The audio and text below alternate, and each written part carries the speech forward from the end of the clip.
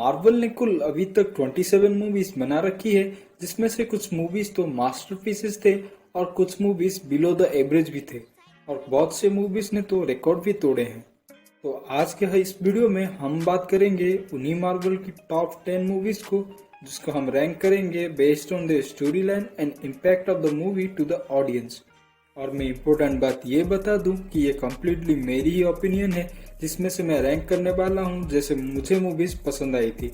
और आपके राय और ओपिनियन अलग हो सकते हैं, जिसकी राय आप कमेंट सेक्शन में दे सकते हैं।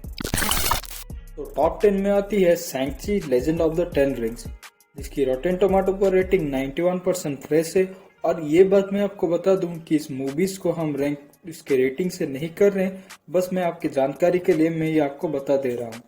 हाँ, तो शैंग-ची मेरी लिस्ट में 10th पोजीशन पर इसलिए आ पाई है क्योंकि इस मूवी को मैंने बिना एक्सपेक्टेशन से देखा था और मेरे एक्सपेक्टेशन से ये मूवी बहुत ही अच्छी निकली।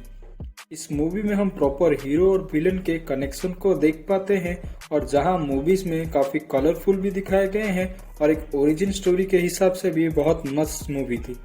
और इससे हम अच्छी शुरुआत मान सकते हैं हमारी आने वाली फेज 4 की मार्वल मूवीज की। तो 9th पोजीशन पर आती है गार्डियन ऑफ द गैलेक्सी का फर्स्ट पार्ट, जिसकी IMDb रेटिंग 8 आउट ऑफ 10 है और जिसकी रॉटेन टोमेटो पर रेटिंग 92% फ्रेश है।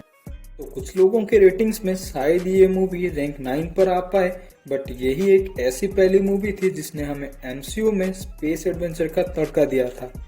और जहां ये मूवी कलरफुल होने के साथ साथ काफी कॉमेडिक मूवी भी थी, और जो पिछले मूवी से बहुत ही लाइट टोन में थी। और शायद ही किसी कॉमिक बुक फैन ने यही सोचा था कि इतनी अंडररेटेड वाली ग्रुप हम MCU का पार्ट होते हुए देख पाएंगे।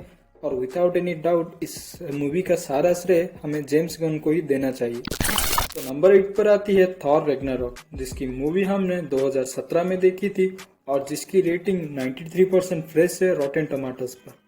और आई एम श्योर थॉर की ट्रिलॉजी में से ये आपकी सबसे फेवरेट मूवी होगी, क्योंकि बहुत ही बेहतरीन ढंग से इस मूवी का सॉफ्ट ट्रिब्यूट किया गया था।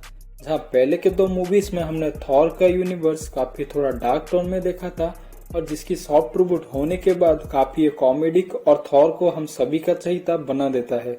और हाँ, थॉर और हल्क का बैटल कौन ही भूल सकता है। तो नंबर 7 पर आती है ब्लैक पैंथर, जिसकी मूवी हमने 2018 में देखी थी और 96% फ्रेश के साथ ये रॉटेन टोमेटो पर रेटिंग है। चैडविक बोसमैन का हम सभी को छोड़कर जाना हमारे लिए बहुत ही शॉकिंग की बात थी, पर उनके बेहतरीन परफॉर्मेंस की छाप MCU में जाते जाते छोड़ ही गए ब्लैक पैंथर की मूवी में।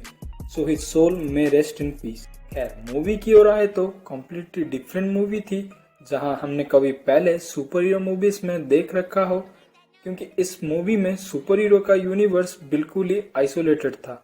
और ब्लैक पैंथर और किलमोंगर की केमिस्ट्री तो इस मूवी में 4 चांद लगा देती है, और जिसके लिए ये मूवी टॉप 7 में आना डिजर्व करती है। तो नंबर 6 पर आती है कैप्टन अमेरिका दी सिविल वॉर, जिसकी मूवी हमने 2016 में देखी थी और जिसकी रेटिंग 90% फ्रेश है रॉटेन टोमेटोज पर। तो सुपर हीरो के हिस्ट्री में ये सब पहली बार हुआ था कि हमने हीरो और हीरो के बीच के झगड़े को दिखाया गया था, जहां पहले के मूवीज में हमें विलन और हीरो के बीच का ही कॉन्सेप्ट दिखाया गया था, लेकिन ये सब पहली बार था कि हमने विटनेस किया एक हीरो और हीरो के बीच की फाइट को।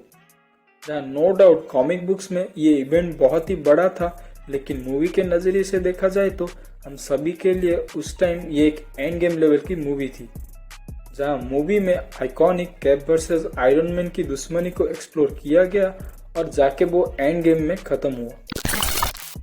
नंबर 5 पर आती है एवेंजर्स एंड गेम, जिसकी IMDb पर रेटिंग 8.4 आउट ऑफ 10 है और जिसकी मूवी हमने 2019 में देखी थी।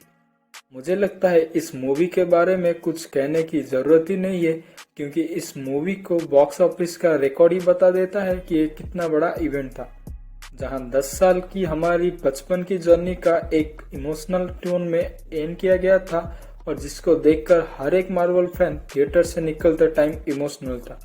तो इस मूवी का इस पोजीशन पर होना डिफाइन करता है, क्योंकि मूवी ही एक मास्टरपीस मूवी थी। नंबर 4 पर आती है मार्वल की दी एवेंजर्स।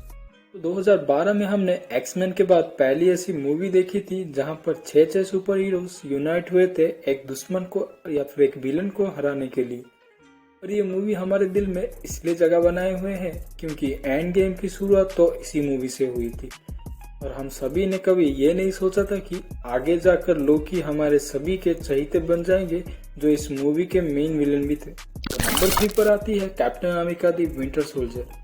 मुझे ये मूवी इतनी पसंद आई थी कि मैंने इस मूवी को तकरीबन 7-8 बार देख रखा है, जहाँ कैप की मॉडर्न डे की स्टोरी को इस मूवी में एक्सप्लोर किया गया है और वो एलिवेटर वाला कैप का मीम भी इसी मूवी से था।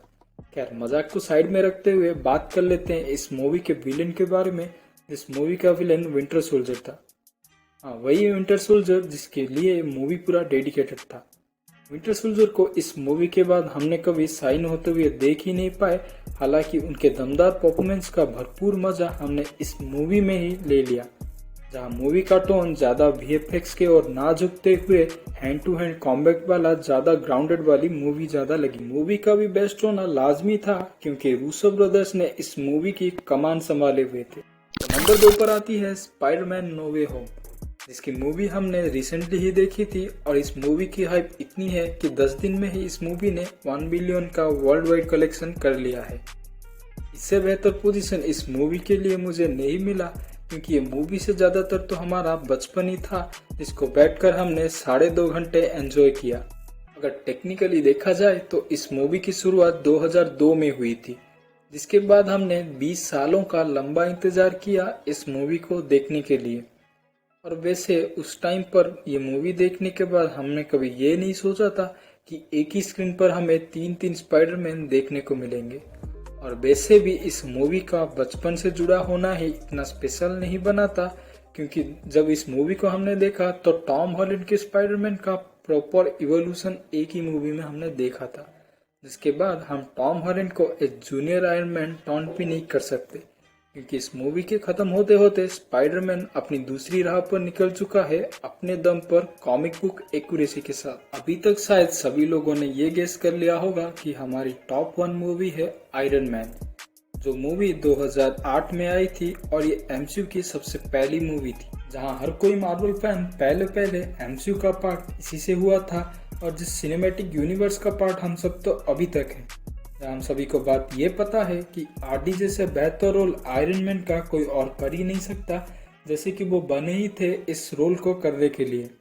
और इस मूवी का एज सच तो इम्पैक्ट कुछ ऐसा नहीं रहा है एज प्लॉट लाइन, बट मैं कहूँगा उस नॉस्टैल्जिया का फैक्टर जुड़ा होना ही इस मूवी को मुझे टॉप 1 पर रखने पर मजबूर कर देता है। तो ये थी मेरी आज की वीडियो मार्वल के टॉप 10 मूवीज़ के ऊपर, और जिसको मैंने पहले ये क्लियरली बता ही दी थी कि ये मेरी अपनी ओपिनियन है, जिसमें अपने पर्सनल राय दूंगा कि मूवीज़ को कैसे रैंक करना है।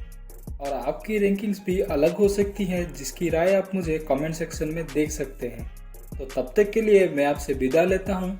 मैं मिलूंगा आपसे किसी दूसरे वीडियो में किसी दूसरे टॉपिक के साथ। तब तक के लिए अपना ख्याल रखें। बाय।